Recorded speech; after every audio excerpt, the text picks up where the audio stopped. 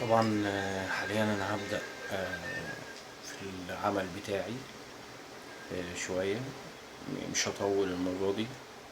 هرجع للتعليقات على ما يحدث من سياسة داخل البلد، وأحداث بسيطة جدا جدا جدا من خارج البلد اللي هي الأحداث الدولية هناخدها معانا في الطريق. احتمال أصور ما أفعله من عملي الخاص الذي سوف أعلن عنه قريبا للشعب المصري وللعالم أجمع. ونرجع لتعليقاتنا السياسية المنظمة لعمل برنامج رئاسي محترم رغم الضغوطات اللي بتعرض لها شخصيا. طبعا دي ضغوطات مش موجهة من حد معين، مش ليا أنا شخصيا، ولكنها هي في العموم بتحصل مع أي حد في الشعب المصري.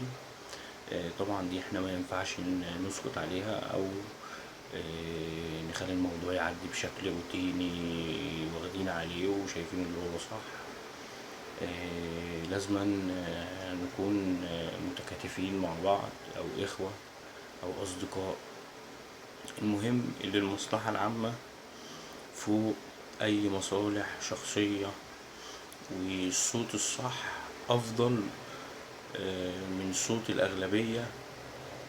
يعني إيه الصوت الصح أفضل من الصوت الأغلبية؟ يعني لو واحد بيتكلم بمنطق وبدراسة جدول أو عمل بحث عن المشروع اللي هيشتغل فيه للدولة وهو ده المشروع الأصلح في الوقت اللي احنا فيه، مع نشر التفاصيل الكاملة سواء للتخطيطات أو للتوزيع أو للبيع أو ده بيكون أفضل طالما في المصلحة والمنفعة العامة. لو هو صوت واحد أحق من 100 مليون صوت. لو 100 مليون صوت غلط، الصوت الفرد الواحد أحق طالما هو أفضل للمصلحة والمنفعة العامة. طبعا لازم نشتغل على الكلام ده، يعني لأن الكلام دوت هو اللي هيمشي لأسباب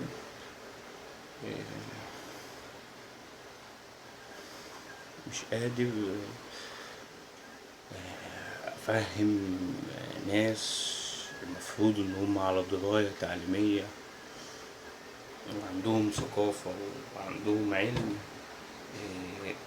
بعض العلوم الحقيقية والتفاصيل الحقيقية للعلم هم شايفينها إن هي غلط لمجرد إن محدش فعلها في الخارج. بس مش هقولك أكتر من كده. يعني لمجرد إن مفيش حد أجنبي أو أوروبي أو من الناس اللي بتطلع بالمشروعات أو بالاختراعات أو طالما ما هو ما نفذهاش ويباعها كمنتج فأنت غير مصدق. يعني ممكن يكذبوك في المجتمع ده لهذه الأسباب التي، يعني الأسباب دي أنا مش شايفها سبب مقنع إن هو يخليك تشوت واحد وتقول أنت مبتفهمش أو ده ليس إلا قلة حيلة منك. لما تيجي تكلم واحد منهم تقول له اعمل حاجة أنت شغال فيها أو درست فيها، بيقول لك لأ، أنا ممكن أعمل صيانة، أفك لك القطعة أركبها لك من أول وجديد. أنت كده فرض صيانة، أنا مش شايفك إلا فرض صيانة. حد بتأدي مهمة اللي صنعها هو اللي مديك البيانات اللي انت ماشي عليها.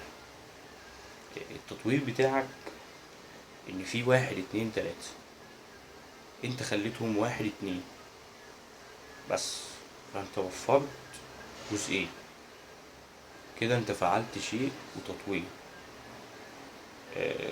حقوق الملكية في بعض الحاجات ليها بنود معينة، بس الموضوع ده طويل وخلينا في اللي احنا فيه. فانت صعب ان انت تقنع المجتمع بحاجات كتير علمية وصحيحة 100%، من ناحية بس مشروعات أو لمجرد إن هما تقنعهم بالصح، اللي اتربوا عليه فاهمين إن هما صح، اللي سمعوه وهو إشاعات فاكرين اللي هو صح، ومش قادرين يصدقوا الحقيقة. فإذا كان في مفكرين ومبدعين في مصر بجد، لازم يوقفوا عند الكلام والمشروع اللي بيتحضر، وممكن تريح نفسك خالص. وأنا هبقى أعمله في فيديو واحد، برنامج الرئيس هو فيديو واحد يا جماعة. التفاصيل هيبقى كل مثلا حطينا 50 خطوة في فيديو واحد، ففي مثلا خطوات هيبقى ليها شرح مفصل، وفي بعض الخطوات بقى المفروض ان انت هتبقى سهلة ان اي حد يجمعها مع بعض. هنشوف بقى في فعلا مثقفين في مصر، ولا في لسه ناس بتصدق الحاجات اللي هي مش حقيقية، والتزييف والتضليل والحاجات دي كلها. خلينا